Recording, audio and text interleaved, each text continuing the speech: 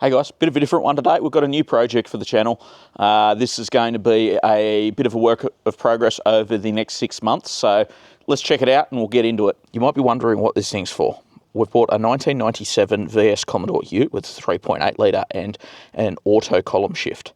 So I previously had a 94 Hilux that I used as what I affectionately called the shitbox Ute. I hated that thing with an absolute passion. Now, our family, whilst we love our Euros, we've had 18 different Commodores over the years. So I've previously had a VY as a daily drive, and I figured, you know what, a VS is probably going to be the pick of the bunch as far as what's currently historic eligible or soon to be. So being a 97, it's not able to be historically registered for another 6 or so months. So this gives us the time to tidy it up. Now, some of the plans, we want to put new shocks throughout. We want to resolve the misfire issue that this thing's got, straighten up a couple of the panels because it's a little bit rough. I've already done a couple of other modifications, like putting a level 2 cluster in it with the tacho, because previously my temp gauge and my fuel gauge didn't work, which is a pretty common issue with these things. And I've also installed an Apple CarPlay Android Auto touchscreen head unit.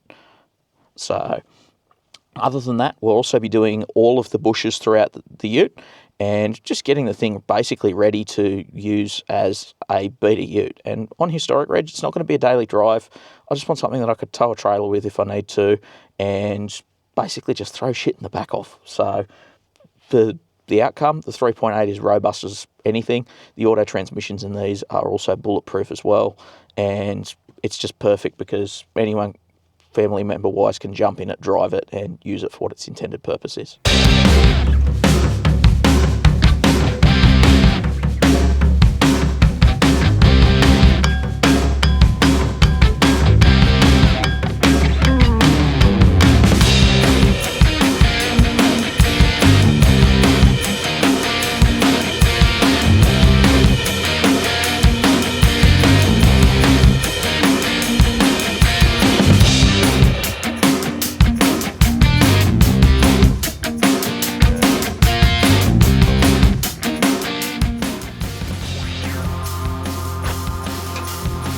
Alright, so even though we've had a lot of Commodores, we haven't done a lot of work on them ourselves. We've generally reserved the work for our Euros. So it's a nice surprise that it all uses Phillips head screws instead of the typical bloody Torx bits that we're used to. So switching out these tail lights looks relatively easy.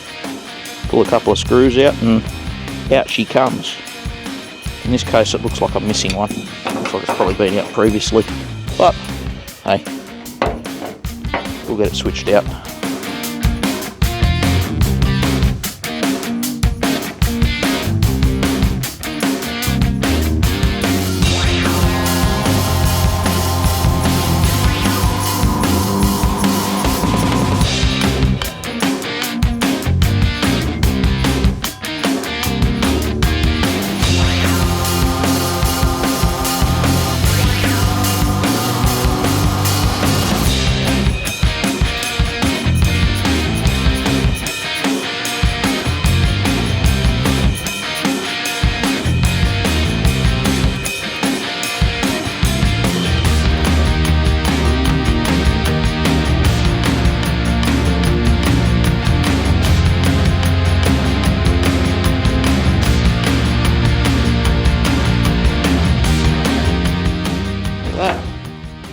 Beautiful.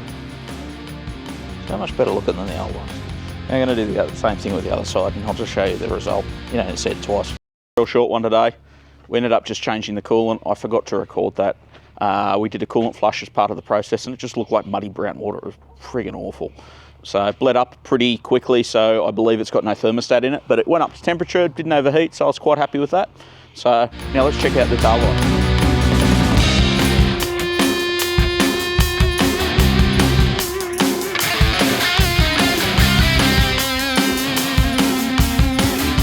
The other thing that I spotted when I was working around in the engine bay is it looks like someone's polybushed the front. All the way down there's a hint of red just there that you can just make out on the video. But hey, seems to be doing its thing. A little hint of red, so it looks like someone's really loved this thing at some stage. So But that'll do for this video.